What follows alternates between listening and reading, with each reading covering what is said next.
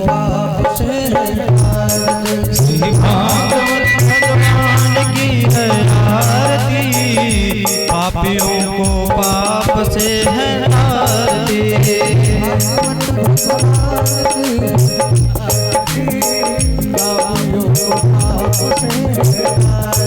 श्री भागवत भगवान की है आरती, पापियों को पाप से है तारती।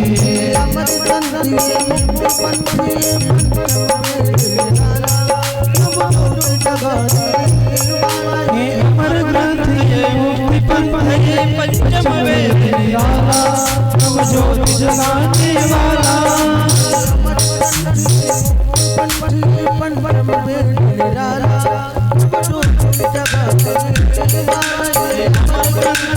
मुक्ति पंथ ये पंचम वेद निराला, नव ज्योति जगाने वाला। हरि धाम यही, हरि धाम यही,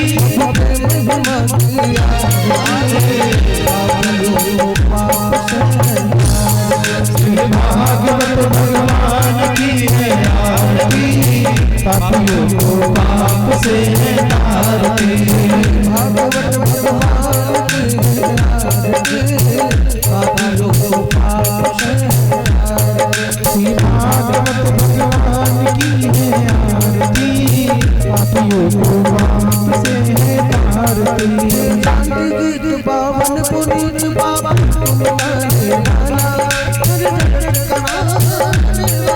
शांति गीत पावन पुनीत पापों को मिटाने वाला, हरि दर्श कराने वाला। हे सुख हरनी हे दुख हरनी,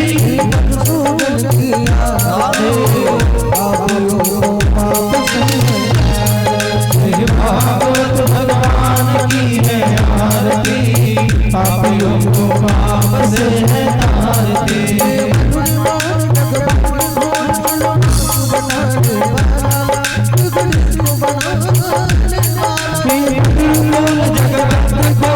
मार्ग दिखाने वाला, इंगड़ी को बनाने वाला।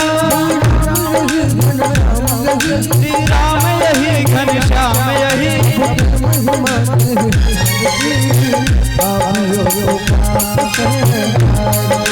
भागवत भगवान की है आरती, पापियों को पाप से है तारती। भागवत भगवान की है आरती, पापियों को पाप से है तारती। भागवत भगवान की है आरती, पापियों को पाप से है तारती।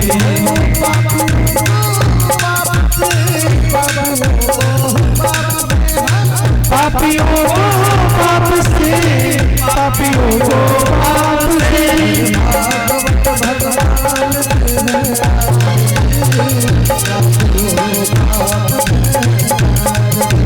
भागवत भगवान की है आरती, पापियों को पाप से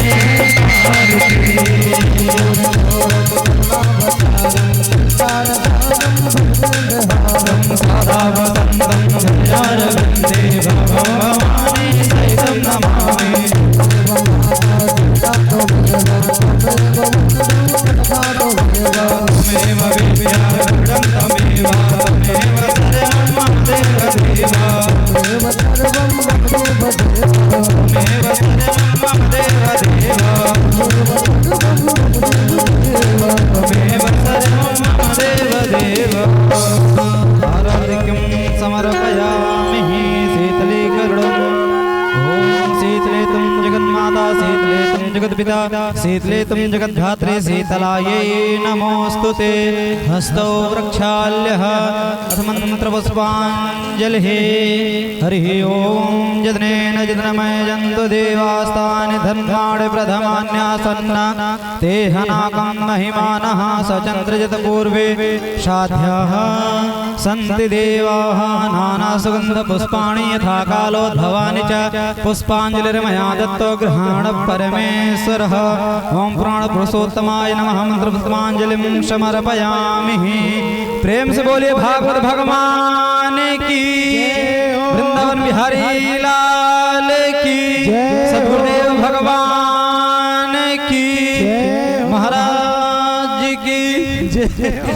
नमः पार्वती पते हर हर महादेव।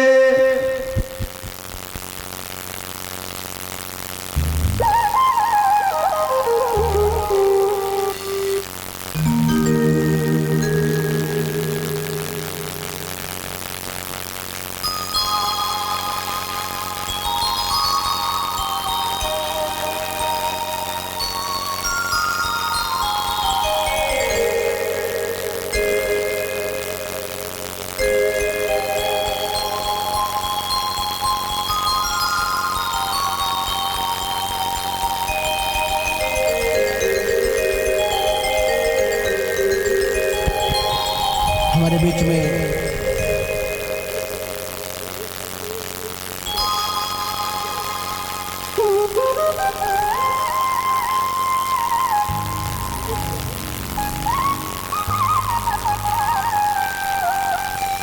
पलिया की पावन धरा से पधारे हुए हमारे भूतपूर्व जजमान आदरणीय सम्मानीय श्री दीप नारायण पांडे जी, श्री दीप नारायण पांडे जी, आप हमारे भूतपूर्व जजमान रह चुके हैं। पूज्य महाराज श्री के दिव्य मुखार बिंदों से आपके द्वार पर भी आपके पितरों के कल्याणार्थ यह भागवत का गान हो चुका है। तो वैसे हमारे दीप नारायण भैया भी परम संत स्वभाव है आपका। आप जितने खूबसूरत है उतना ही खूबसूरत आपका दिव्य स्वभाव है। आप अपने सुपुत्र सपत्नीक पधार करके इस पांडाल की शोभा बना रहे हैं और पूज्य महाराज श्री से आशीर्वाद भी प्राप्त कर रहे हैं हमारे दीप नारायण भैया और हमारी भाभी श्री। और हमारे बीच में कुछ भवनपुर की पावन धरा से पधारी हुई हमारी माता जी, हमारे चंदन भैया के माता जी का भी बहुत बहुत साधुवाद। और आप भी आई, इस पांडाल की शोभा उत्तरोत्तर बढ़ रही है आपके भी पधारने से। और बुआ जी हैं ना, मौसी जी, क्षमा कीजिएगा, हमारी मौसी जी का भी शुभ पदार्पण हुआ है इस दिव्य प्रांगण में।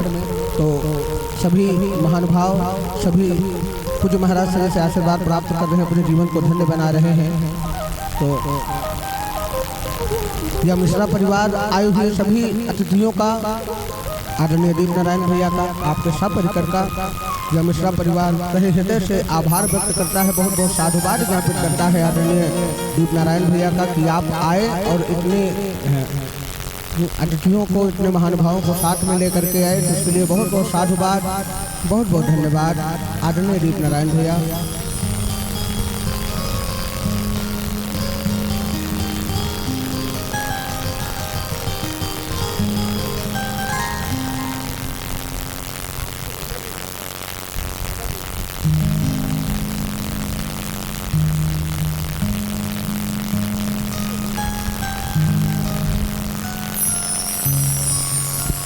और हमारे मुख्य यजमान जी के आदरणीय सम्मानीय श्री बाबा जी भी आशीर्वाद प्राप्त कर रहे हैं पूज्य महाराज श्री से। तो परम सौभाग्य का विषय हमारे मुख्य यजमान जी का, आपके पूरे परिवार का, कि आदरणीय बाबा जी का और आदरणीय श्री दीप नारायण पांडे जी का शुभागमन हुआ। हमारी माता जी भी पधार करके इस पांडाल की शोभा बना रही हैं, पूज्य महाराज श्री से आशीर्वाद प्राप्त कर रही हैं। आप सभी आए, बहुत बहुत साधुवाद, बहुत बहुत धन्यवाद। अब यह धर्ममंच आदरणीय पूज्य महाराज श्री पूज्य गुरुदेव भगवान के कमलवत चरणों में सादर निवेदित है। पूज्य गुरुदेव भगवान।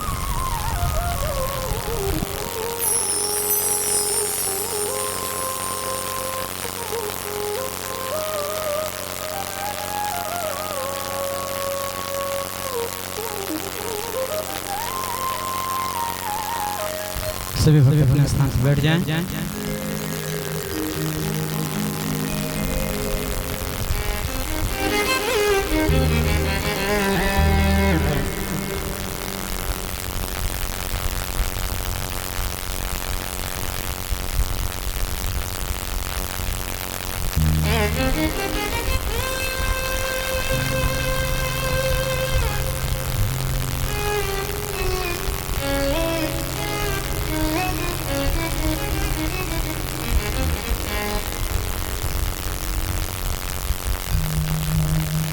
हरये नमः। ॐ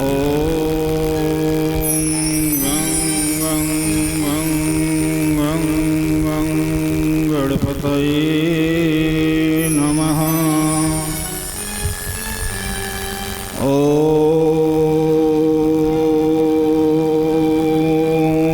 परमात्मने नमः। ॐ श्रीनारायणाय नमः। ध्यायं सदा परभवनं भीष्टं दोहं तीर्थास्पदं शिवविरञ्चिनुतं शरणं भृतादिहं प्रणतपालभवाब्धिपूतं वन्दे महापुरुषते चरणारविन्दम्। वन्दे महापुरुषते चरणारविन्दम्। त्वमादिदेवः पुरुषः पुराणः त्वमस्य विश्वस्य परं निधानम्। वेदास्य वेद्यं च परं च त्वया तु तं विश्वमनन्तरूपं। वायुर्यमो अग्नि वरुणः प्रजापतिस्त्वं प्रपितामहश्च। नमो नमस्तेश्च पुनश्च कृत्वा पुनश्च भूयोऽपि नमो नमस्ते। नारायणं नमस्कृत्यं नरं चैव नरोत्तमं देवी सरस्वती व्यासं ततो जयमुदीरयेत्। अज्ञानतिमिरान्धस्य ज्ञानाञ्जनशलाकया चक्षुरुन्मीलितं येन तस्मै श्रीगुरवे नमः। तस्मै श्रीगुरवे नमः। जय जय श्री राधारमण जय जय नवल किशोर। जय गोपी चित चोर प्रभु जय जय माखन चोर। अपने अपने घरन की सब काहू को पीर। पीर तुम्हें सब घरन की धन्य धन्य रघुवीर। गिरा अर्थ जल बीच सम कहियत भिन्न न भिन्न। बंदहु श्री सीताराम जी पदो जिन्हि परम प्रिय खिन्न। अरे राम के रूप निहार वर तुहि बानर और मदारी बन्या। असेवा के हाह सदस्य राम के स्वार्थहीन पुजारी बन्या। अतोह मासु माह कछुअंतर नाही हनुमान तुहि त्रिपुरारी बन्या। बलमय पूत राम दूत अंजनी के पूत सबहि कतोहर सहारा हनुमान जी। दुख के दूर दीनानाथ दीनानाथ के ऋषगर विपति तुहि चारा हनुमान जी। अतोहरे चरण के शरण पर यश बिंदु तनु तारा हम काऊ पारा हनुमान जी। राम के दुआरे के तुहि तोरा खवारे प्यारे दिख चाह तारा जे के नाव पोर दा। बार बार विनती हमारे अंजनी कुमारी एक दाई राम की कृपा के तार जोर दा। एक दाई राम की कृपा के तार जोर दा। बोली संत बलवंत हनुमंत लाल की। अयोध्या राम लला की। उमापति महादेव की। वृंदावन कृष्ण चंद्र की। बोलो भाई सब संतन की। भागवत भगवान की। यज्ञ पुरुष भगवान की, सत्य सनातन धर्म की, स्थान देवता की, ग्राम देवता की, गुरुदेव भगवान की, गुरुदेव भगवान की। ओम नमः पार्वती पतये, ओम हर हर महादेव।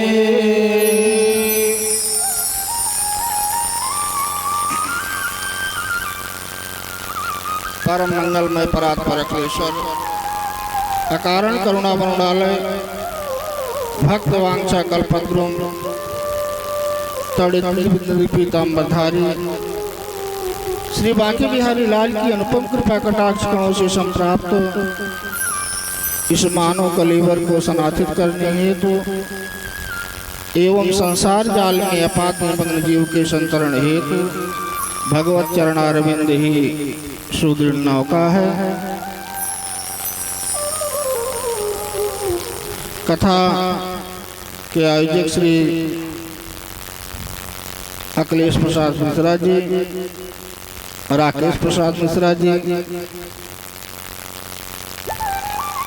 कथा में दूर से चल के आए हुए श्री दीपक पांडे जी, मुकेश मिश्रा जी एवं कथा के लोलुप भक्तजन, सती सावित्री अनुसुईया के पद चरणों का अनुमान करने वाले शक्ति स्वरूपा देवियों, माताओं एवं बहनों, भारत के कर्णधार प्यारे प्यारे बच्चों,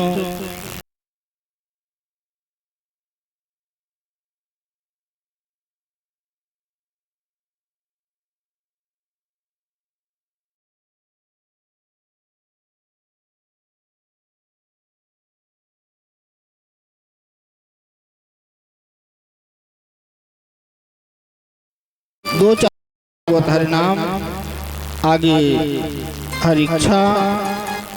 गोविंद राधे गोपाल राधे, गोविंद राधे गोपाल राधे, गोविंद राधे गोपाल राधे, गोविंद राधे गोपाल राधे, राधे राधे गोविंद गोपाल राधे, राधे राधे गोविंद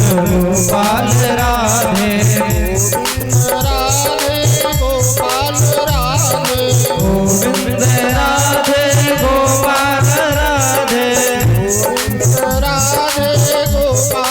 राधे, गोविंद राधे गोपाल राधे, राधे राधे गोविंद गोपाल राधे, राधे राधे गोविंद गोपाल राधे, राधे राधे गोविंद गोपाल राधे, राधे राधे गोविंद गोपाल राधे, गोविंद राधे गोपाल राधे, गोविंद राधे गोपाल राधे, गोविंद राधे गोपाल राधे, गोविंद राधे गोपाल राधे, राधे राधे गोविंद राधे गोविंद गोपाल राधे, गोविंद राधे गोपाल राधे, गोविंद राधे गोपाल राधे, गोविंद राधे गोपाल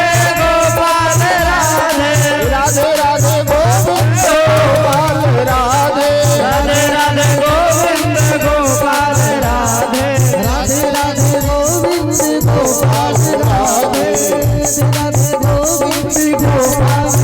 राधे, राधे गोविंद गोपाल राधे, गोविंद राधे गोपाल राधे, गोविंद राधे गोपाल राधे, गोविंद राधे गोपाल राधे, गोविंद राधे गोपाल राधे, राधे राधे गोविंद राधे राधे गोविंद गोपाल राधे, गोविंद गोपाल राधे, राधे राधे गोविंद गोपाल राधे, गोविंद राधे गोपाल राधे, गोविंद राधे गोपाल राधे,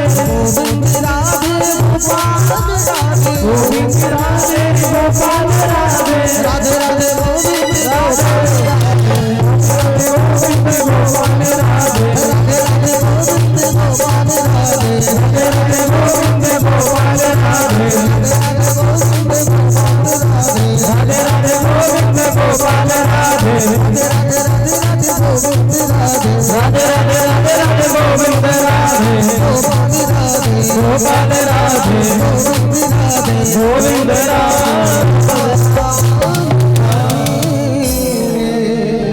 बोलिए गोविंद भगवान की जय हो।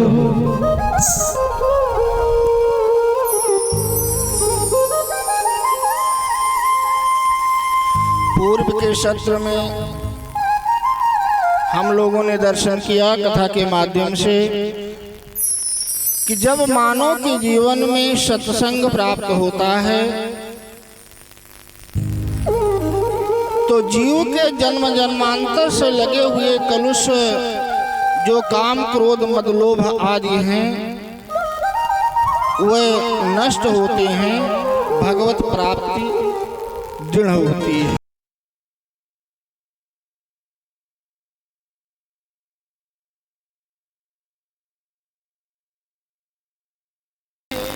भगवान का दर्शन भी किए, लेकिन अपने उद्दंड भाई का अहित जब हुआ तो अपने क्रोध पर अधिकार नहीं कर पाए। परिणाम क्या हुआ कि घोर अनर्थ करने के लिए कुबेर के ऊपर चढ़ाई कर दिए। लेकिन जब सत्संग मिला, सत्संग मिलने के बाद में ध्रुव जी शांत हुए।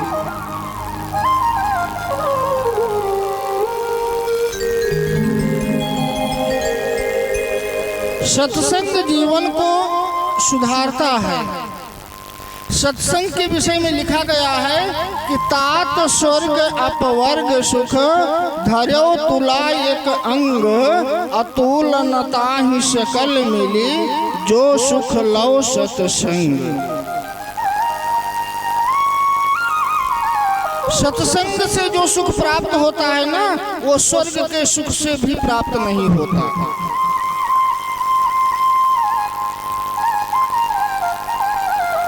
आचार्य शुक्रदेव जी कहते हैं, राजन संत कृपा जो है ना, वो भगवंत कृपा से बड़ी होती है। जीवन में संत कृपा, सत्संग रूपी कृपा अवश्य प्राप्त होनी चाहिए। ये प्राप्त कब होती है? जब जन्म जन्मांतर के हमारे पुण्य उदय होते हैं। नहीं सत्संग होता है, अपने बगल में होता है ना, लेकिन अगर हमारा पुण्य उदय नहीं हुआ है तो हम सत्संग तक नहीं जा पाते हैं। हमने देखा है कि लोगों का घर गंगा जी के अंदर बना हुआ है। एक आध दो पावा, हरिद्वार गए थे, हम देख रहे थे कि एक आध दो पावा उनका गंगा जी के अंदर गला हुआ है। लेकिन जब वो स्नान करते हैं ना, तो टोटी वाले जल से जो सप्लाई का आता है। और जिनको गंगा जी का स्पर्श दर्शन बदा है, जिनका पूर्ण उदय हुआ है, वे सैकड़ों किलोमीटर दूर से जाकर के गंगा का अवगाहन करते हैं और पुण्य प्राप्त करते हैं। सत्संग में भी वही बात है, अपने घर में होता रहता है ना। हमने तो देखा है कि लोग अपने घर में करवाते हैं, खूब खर्च करते हैं, वर्ज करते हैं, परिश्रम करते हैं, लेकिन अगर बदा नहीं होता ना तो लाभ नहीं मिल पाता, सुन नहीं पाते, रह नहीं पाते। ये जब जन्म जन्मांतर का पूर्ण उदय होता है ना, तभी सत्संग का लाभ जीव को प्राप्त होता है।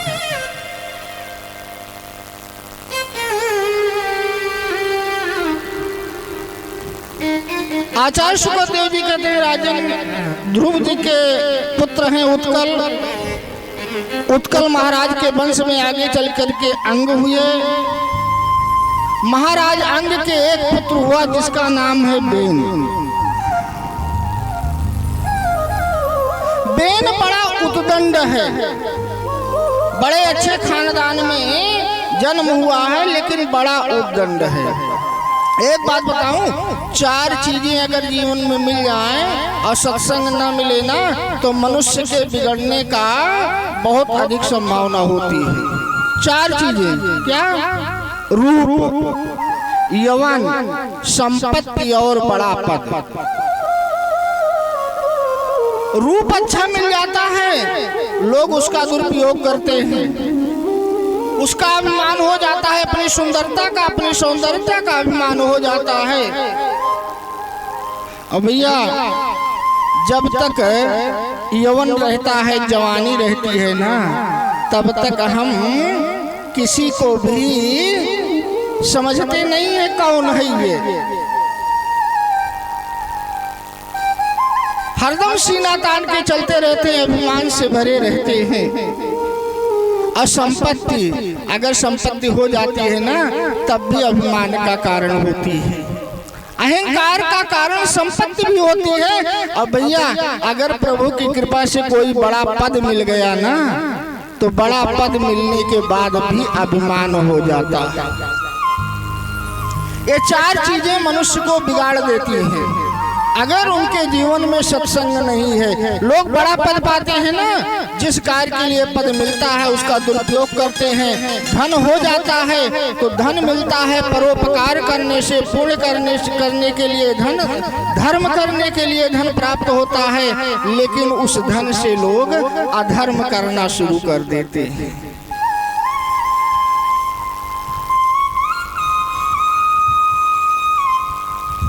अंग महाराज के जो पुत्र बहन है ना, बड़े ही उद्दंड हैं। आचार्य सुखदेव जी कहते हैं, राजन सत्संग के समीप तक वो नहीं जाता। यदा देवेश वेदेशी घोष विप्रेश साधुषु धर्मे मयि च विद्वेषा सा वा आशु विनाशति। श्रुति महारानी कहती हैं, यदा देवेषु वेदेषु, जो मनुष्य तनवा करके देवेश मीन्स देवताओं का, अब वेदेश मीन्स हमारे वेद पुराण का, गोश विप्रेश गायों का, ब्राह्मणों का, साधुओं का, इनका जो अपमान करता है ना, इनको जो कष्ट देता है, कहते हैं आशु विनश्यति, वह स्वयं विनाश को प्राप्त हो जाते हैं, वह स्वयं नष्ट हो जाते हैं।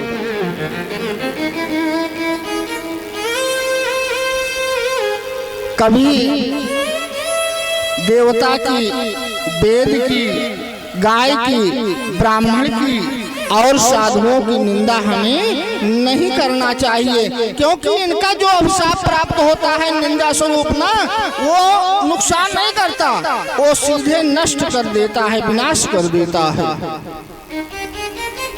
महाराज बेन के साथ भी यही हुआ, न देवता को मानते हैं, न वेद को मानते हैं, न ब्राह्मण को मानते हैं, न गाय को मानते हैं, न साधु को मानते हैं। घोषणा कर देते हैं कि इस पृथ्वी पर अगर कोई देवता है, कोई भगवान है तो बेन है। आप लोग सारे पूजा पाठ को बंद करो, अगर स्वाहा करना है ना तो बेनाय नमः स्वाहा बोलो।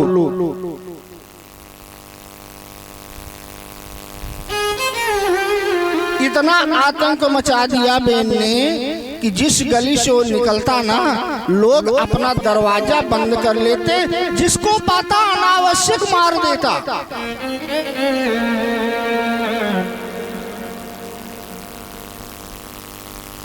समाज में आतंक फैल गया।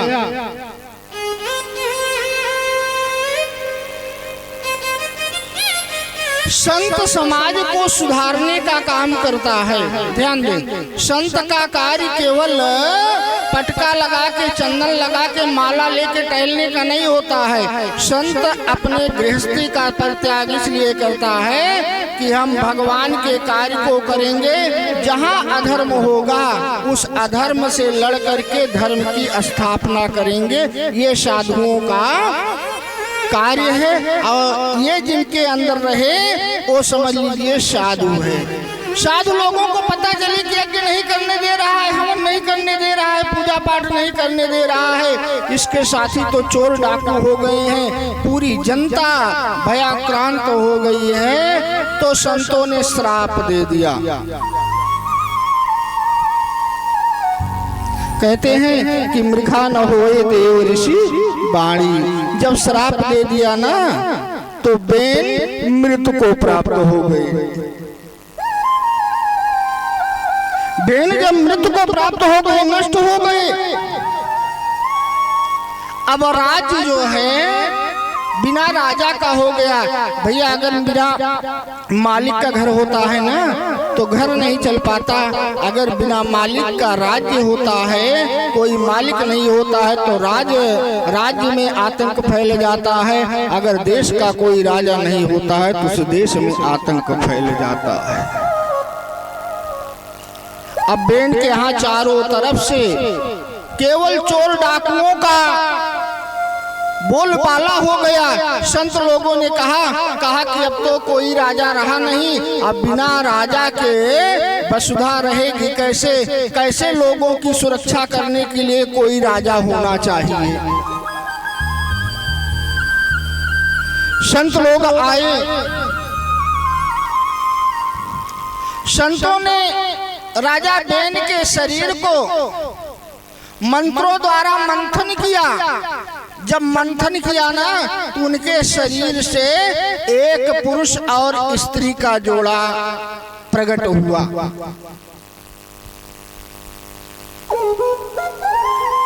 जोड़ा प्रकट हुआ, नाम रखा पृथु, और जो स्त्री निकली थी ना उसका नाम अर्ची हुआ। अर्ची और कोई नहीं है, अर्ची साक्षात माता लक्ष्मी थी, और जो पृथु रूप से निकले हुए थे वो भगवान नारायण थे। आज लक्ष्मी नारायण दोनों प्रकट हुए। संतों के मंथन करने से राजा बेन के शरीर से राजा बेन ने देखा कि देश में हाहाकार मचा है, अकाल पड़ा है। पृथ्वी अन्न देना बंद कर दी थी। पृथ्वी अन्न नहीं दे रही थी, लोग भूखों मर रहे थे चारों तरफ से।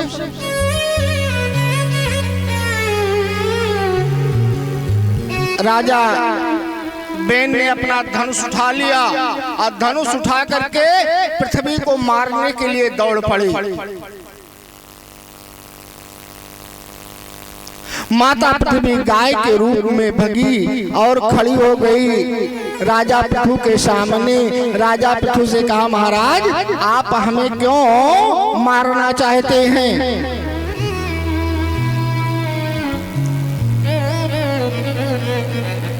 पृथु महाराज ने कहा, पृथ्वी तूने लोगों को अन्न देना बंद कर दिया है, लोग भूखे मर रहे हैं। तुझे तेरा कर्म है, धर्म है, लोगों को अन्न देना, अन्न क्यों नहीं दे रही है? बड़ी अच्छी बात पृथ्वी मैया ने कही। पृथ्वी मैया ने कही कि राजन मेरा दोष नहीं है, दोष आपकी प्रजा का है। कहा मेरी प्रजा का क्या दोष है? कहा आपकी प्रजा अकर्म हो गई है, कर्महीन हो गई है। ये कर्म करती नहीं है, जो कर्म करता है अन्न उसी को मिलता है।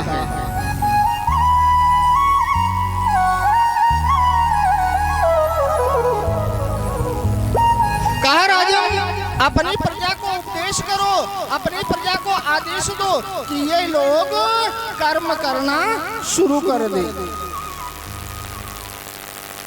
भैया हम लोगों की क्या हालत है? हम लोग कर्म तो नहीं करना चाहते ना, लेकिन फल की इच्छा बहुत ऊंची रखते हैं। करना नहीं चाहते हैं और चाहते हैं कि मेरा घर पूरा भरा रहे। किसके भरोसे? भाग्य के भरोसे। कुछ लोग तो इतने आलसी होते हैं ना, कहते हैं अगर भाग्य में होगा तो मिल जाएगा। ए भैया बैठे रहो, और अगर भाग्य को सोचना हो ना तो एक बार जरा सा परीक्षा करके देख लो। क्या करो?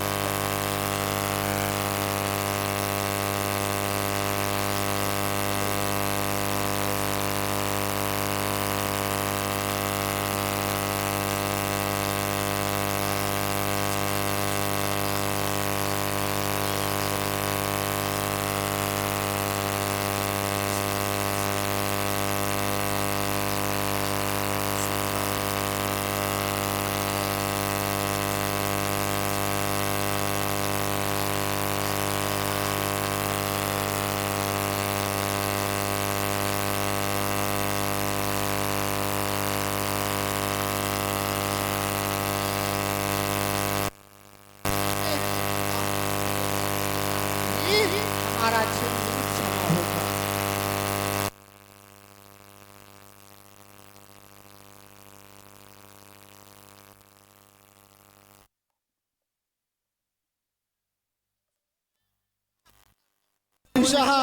अस्ति चेदीश्वरः कश्चित् फल रूपंत कर्मणः। कहा ईश्वर भी ना, ईश्वर भी फल उसी को देता है भैया जो कर्म करता है। जो कर्महीन होता है ना उसका परमात्मा भी उसकी सहायता नहीं करता है।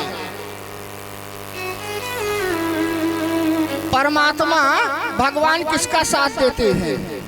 भाग के भरोसे न रहिएगा। परमात्मा किसका साथ देते हैं? एक नीति का श्लोक है कि उद्यमः साहसं धैर्यं शक्ति बुद्धि पराक्रमः खडेते यत्र वर्तते तत्र देवा सहायकः। उद्यम साहस धैर्य बुद्धि और बल इनका जो प्रयोग करता है ना उसी की सहायता देवता करते हैं। आलसी की सहायता देवता भी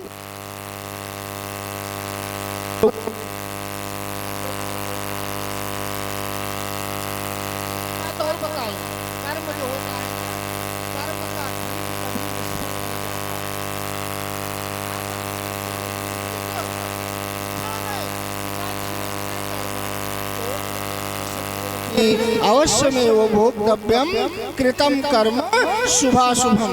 कर्म का नाश नहीं होता है। कब तक? कहा न कोटि जन्म शतैरपि।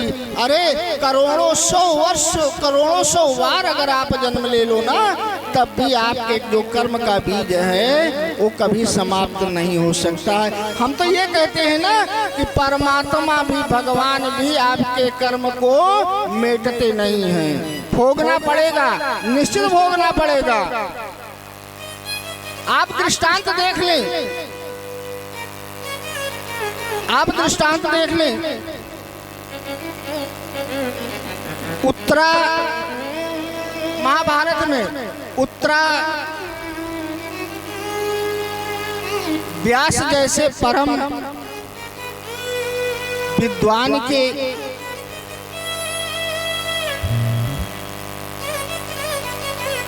पर बहुत ही पांडवों जैसे अति महारथी की बहुत ही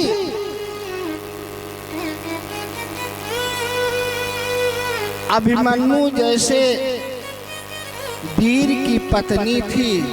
लेकिन एक बात और बता दें, इनका विवाह भी व्यास जी स्वयं कराए थे। कहीं कोई कमी नहीं थी, सारा कार्य विधि विधान से हुआ था। लेकिन कर्म का फल ऐसा हुआ ना कि भरी जवानी में विधवा होना पड़ा। कृष्ण कृष्ण कौन है? कृष्ण परमेश्वर हैं, परमात्मा हैं, भगवान हैं। कृष्ण की सन्निधि रहते हुए कृष्ण साथ में थे तब भी कर्म को रोके नहीं, कर्म का फल भोगना पड़ा और भरी जवानी में उत्तरा विधवा हुई। एक बात और, हम लोग बड़े चुप्पे से कुछ करना चाहते हैं, कोई देख नहीं रहा है। अपने को बहुत बुद्धिमान समझ करके चुपके से करते हैं, कोई देख नहीं रहा है। लेकिन एक बात जान लीजिए, वो परमात्मा हर क्षण हर कण कण में व्याप्त है। हम चाहे जितना चतुराई से कर लें, जो कर्म किए हैं वो कभी समाप्त नहीं हो सकता, उसे भोगना ही पड़ेगा।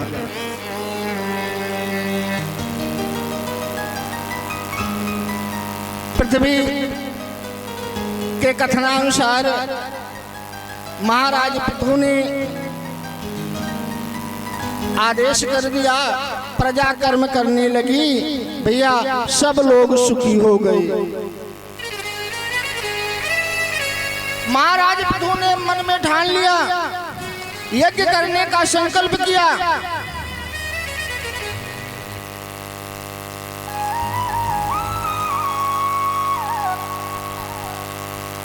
महाराज पृथु ने 99 यज्ञ किए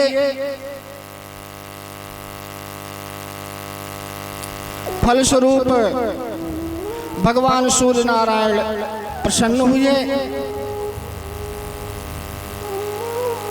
रथ दिया।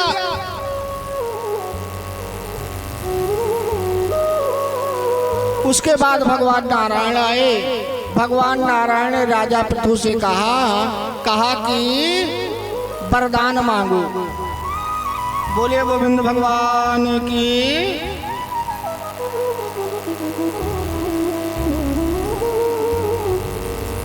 महाराज पृथु से भगवान नारायण ने कहा वरदान मांगो। पृथु महाराज ने कहा क्या वरदान मांगो? कुछ पाने की इच्छा शेष नहीं रह गई है, कुछ नहीं चाहिए। पर ब्रह्म परमात्मा ने कहा कि फिर भी प्रभु मैं आया हूँ तो खाली नहीं जाऊंगा, कुछ तो मांगना पड़ेगा।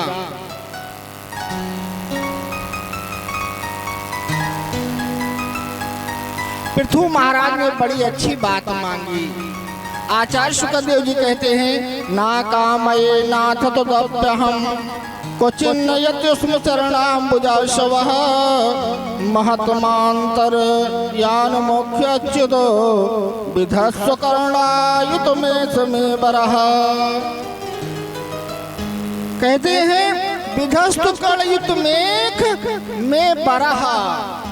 बड़ा अजीब वरदान मांगे। पृथु जी ने कहा अगर आप कुछ देना चाहते हो ना तो कृपा करके मुझे ये दे दो, हमें 10,000 कान दे दो।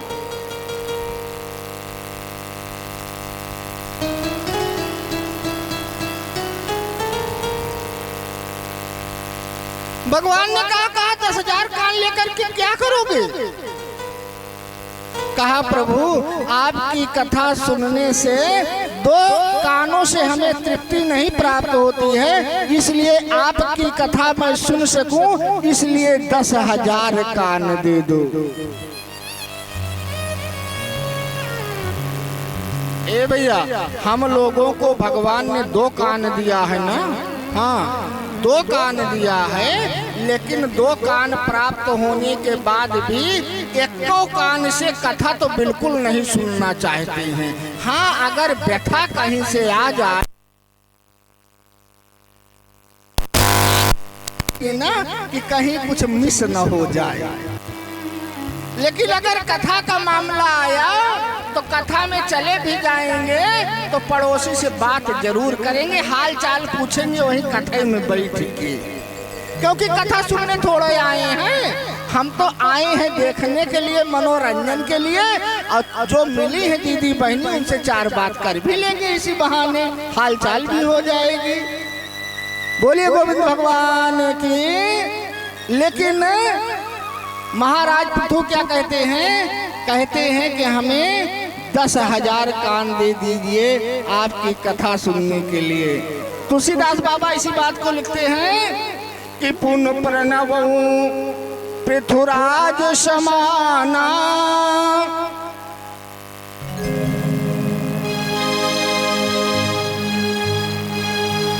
कहते हैं कि हम प्रणाम करते हैं राजा पृथु को कि जो भगवान की चर्चा सुनने के लिए 10,000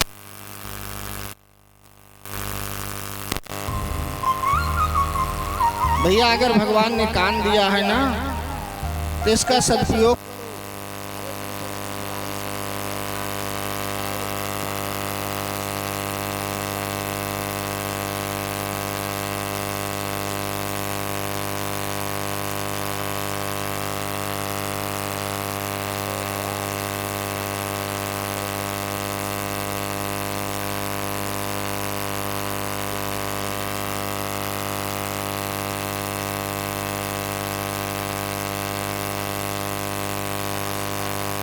है गुणान बाद का श्रवण करते रहे। इन्हीं राजा पृथु के यहाँ अंतर्ध्यान हुए, उन्हीं अंतर्ध्यान हुए इनके बेटा हुए हबिधान भैया, जो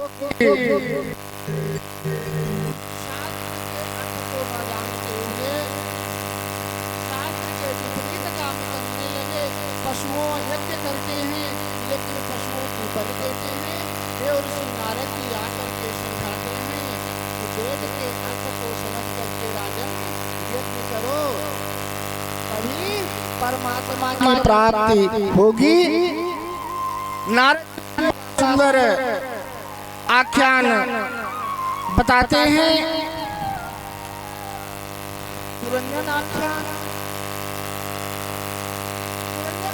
बता करके कहते हैं ये पुरंजन है जिनकी आसक्ति अपनी पत्नी में ज्यादा है, उनकी मृत्यु होती है और दूसरे जन्म में उनको स्त्री होना पड़ता है। एक बात बताऊं, ममता संसार में किसी से मत करो। करना हमको क्या है, संसार में हमको सबसे प्रेम करना है। प्रेम और ममता दोनों में बड़ा अंतर है। प्रेम क्या करता है, प्रेम परमात्मा से मिलाता है और ममता हमें बांधती है। जिसमें हमारी ममता होगी, जान लीजिए कि हम दूसरे जन्म में वही होने के लिए तैयार हैं। पुरंजन का आख्यान बता करके कहते हैं पुरंजन ही हो गया।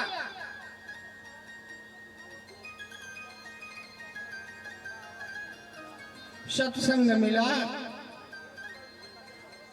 तो उसका जीवन सफल हुआ। प्रत्येक परिस्थिति में, प्रत्येक रूप में कोई बहाना ना करते हुए हमें केवल एक काम करना चाहिए, क्या, भगवत नाम का कीर्तन। कीर्तन अगर करोगे ना तो भगवान की माया का प्रभाव हमारे ऊपर नहीं होगा, क्योंकि भगवान की माया को कहते हैं नर्तकी। भगवान की माया का नाम नर्तकी है। अब भैया अगर नर्तकी का उल्टा करोगे तो क्या होगा, नर्तकी का उल्टा करो तो क्या होगा, नर्तकी कब हटेगी, भगवान की माया कब हटेगी हमारे पास से। जो भगवान की माया नर्तकी है उसको उल्टा कर दो तो नर्तकी का उल्टा क्या हुआ, कीर्तन। नर्तकी को उल्टोगे तो होगा कीर्तन।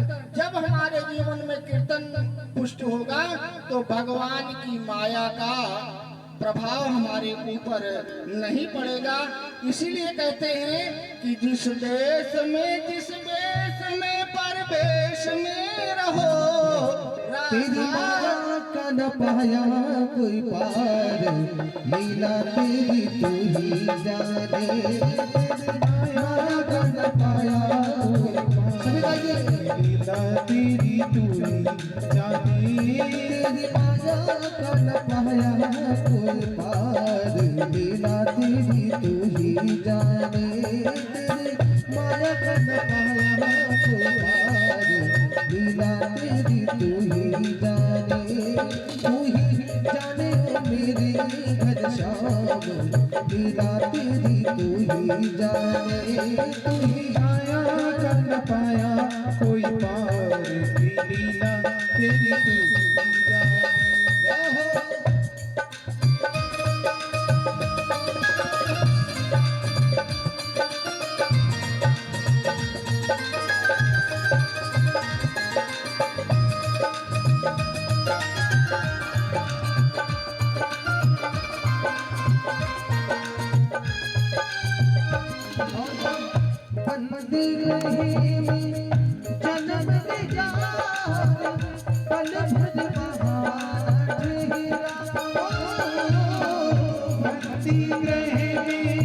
जन्म लिया और पल भर महाना ठहरा। टूट गए सब तारे सो गए, देते थे जो पहरा। टूट गए सब तारे सो गए, देते थे जो पहरा।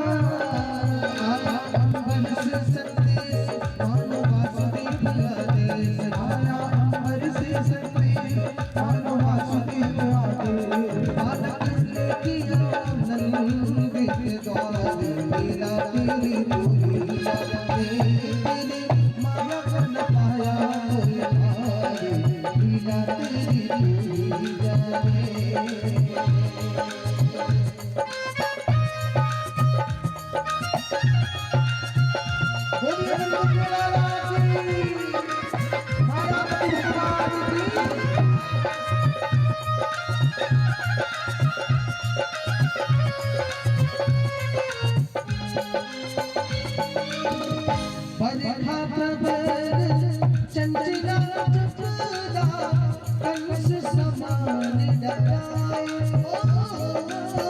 बरखा प्रबल चंचला चपला कंस समान डराए।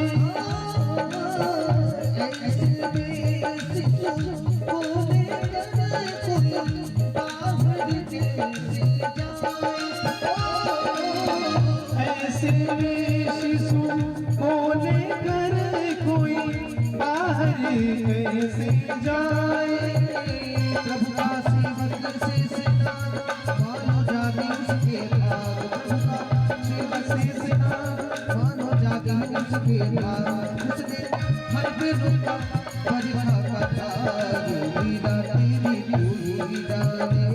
तेरी माया का न पाया कोई पार की लीला तेरी तू ही जाने। ही जाने ओ मेरे दिल सरकार। लीला तेरी पूरी जाने। तेरी माया का न पाया कोई पार की लीला तेरी तू ही जाने।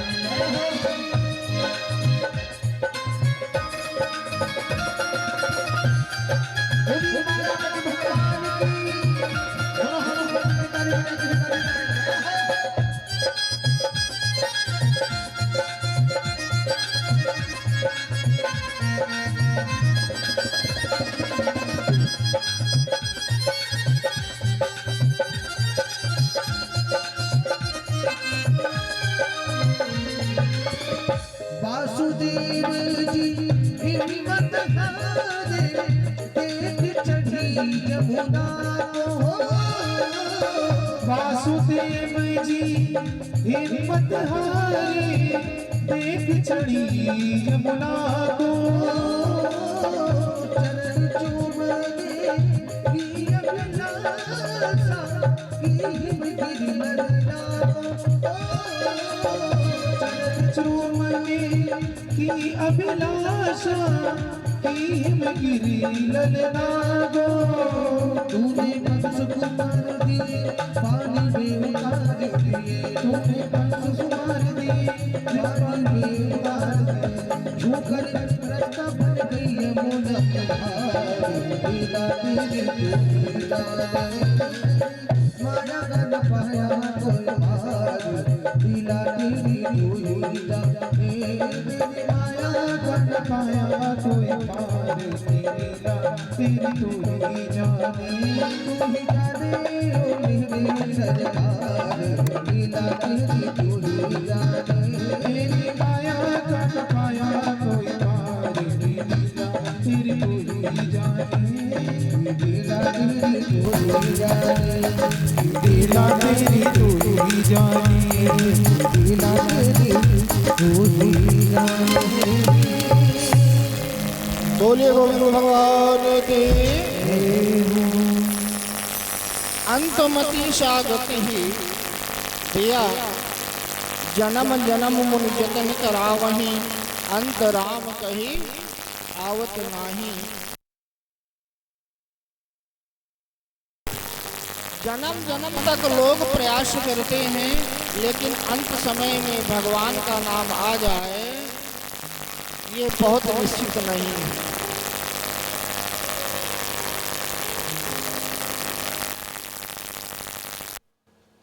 अंतमति सहगति ही। एक राजा है, नाम है प्रियव्रत। प्रियव्रत का अर्थ क्या होता है? प्रिय मीन्स अच्छा, व्रत मीन्स संकल्प। जिस दिन हम अपने जीवन में अच्छा संकल्प लेते हैं वही दिन हमारा प्रियव्रत है।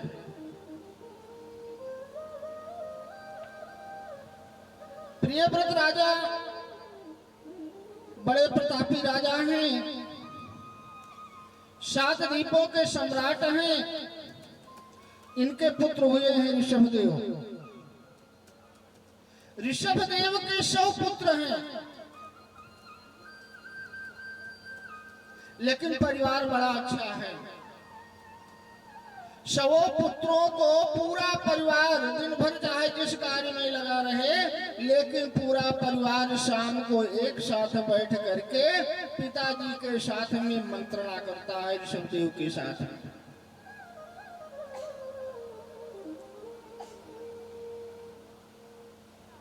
इनके सबसे 100 पुत्रों में एक पुत्र है जिनका नाम भरत है। आज राजा ऋषभदेव अपने पुत्रों को बुलाए, कहा परमात्मा ने जो हमको ये शरीर दिया है, ये शरीर क्या करने के लिए दिया है?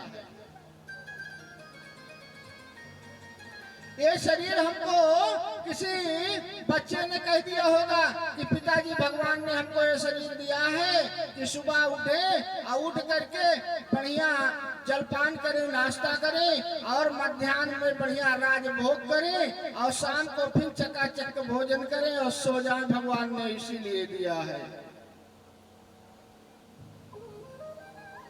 सब लोग अपनी अपनी बात बताते हैं, भगवान ने हमको क्यों पैदा किया है, क्यों हमारा जन्म इस धराधाम पे हुआ है।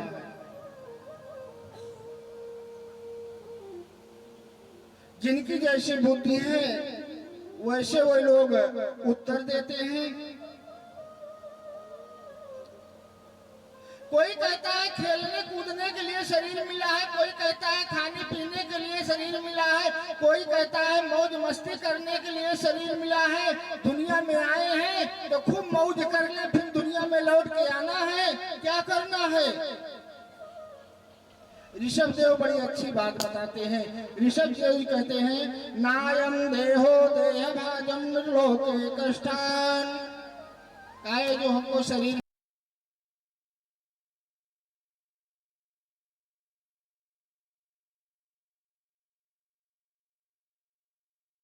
के लिए यह देह हमको मिला है परमात्मा को प्राप्त करने के